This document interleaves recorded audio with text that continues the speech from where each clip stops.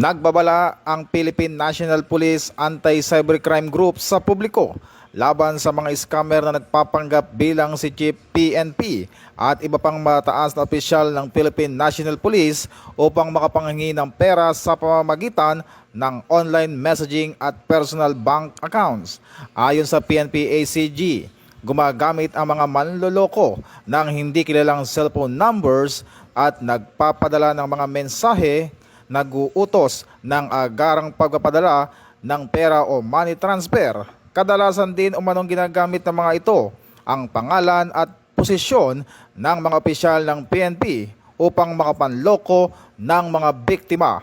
Dahil dito, muling pinaalalahanan ng kapulisan ng publiko na maging mapanuri at huwag agad magtiwala sa mga natatanggap na mensahe, lalo na kung ito ay humihingi ng pera. Hinikayat din ng PNP ang publiko na agad na i-report sa kanilang tanggapan ang anumang kahinahinalang mensahe o scam upang agad na maaksyonan at maiwasan ang pagdami ng mga biktima ng online fraud.